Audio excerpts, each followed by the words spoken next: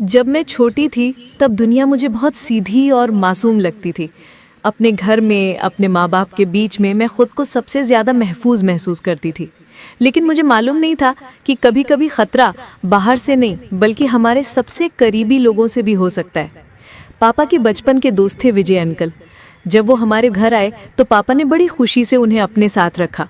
घर में जगह नहीं थी तो उन्होंने बच्चों के कमरे में सोने का फैसला किया। मम्मा ने एक बार पूछा भी कि इतनी जगह नहीं है, ये कहाँ सोएंगे? तो पापा ने हंसकर कहा, बच्चों के साथ सो जाएंगे, आखिर भाई जैसा है मेरा। वो बहुत अच्छे लगते थे, हमेशा हंसते रहते, हमारे लिए चॉकलेट लाते, कहानियाँ सुनाते और हमें घुमाने भी ले जाते। आहिस्ता आहिस्ता वो हमारे घर का हिस्सा बन गए। मम्मा भी उनकी बहुत इज्जत करने लगी और पापा तो उन्हें भाई मानते ही थे। शुरू में सब कुछ मामूल के मुताबिक था, लेकिन धीरे धीरे कुछ गड़बड़ हो गई, चीज़ें बदलने लगी। रात को जब सब सो जाते तो वो मेरे पास आकर बैठ जाते, मेरे बालों में हाथ फेरते, मेरा हाथ पकड़ते और पूछते, डर तो नहीं रही?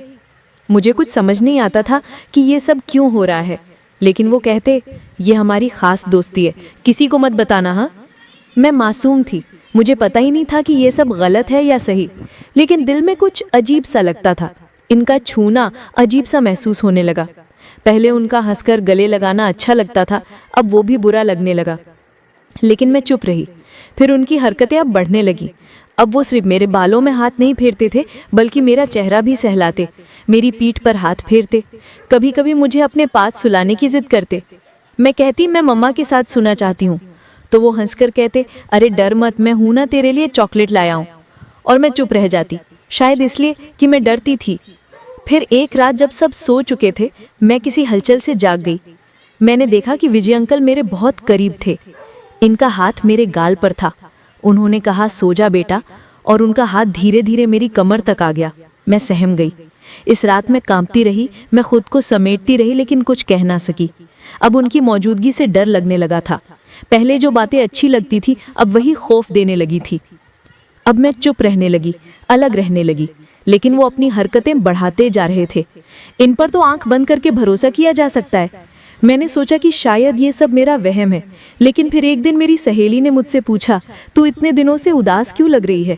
मैं कुछ नहीं बोल पाई, लेकिन उसने जोर दिया। फिर ना जाने कैसे मैं उससे सब कुछ बता गई। उसने सुना तो घबरा गई, बोली, ये बहुत गलत है, तुझे मम्मा से बात करनी चाहिए। मैं डर गई थी। अगर मम्मा ने यकीन तो मैं भी यकीन करती हूँ, नहीं किया तो? अगर पापा मुझ पर ही गुस्सा हो गए तो बहुत हिम्मत जुटाकर मैंने मम्मा से बात की। पहले तो वो भी चौंक गए, लेकिन जब मैंने सब कुछ बताया तो उनके चेहरे का रंग उड़ गया।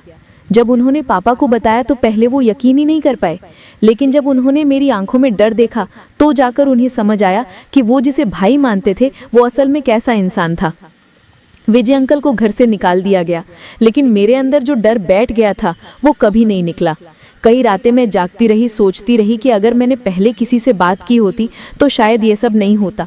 अब जब पीछे मुड़कर देखती हूँ तो समझ आता है कि हमें कभी भी किसी भी इंसान पर आंख बंद करके भरोसा नहीं करना चाहिए, चाहे वो पापा का कितना भी अच्छा दोस्त क्यों ना हो। अगर मैंने पहले मम्मा से बोल पाई होती तो शायद इतनी तकलीफ नहीं सहनी पड़ती।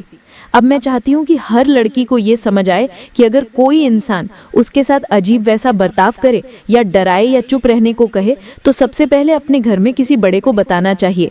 देर करने से सिर्फ दर्द बढ़ता है।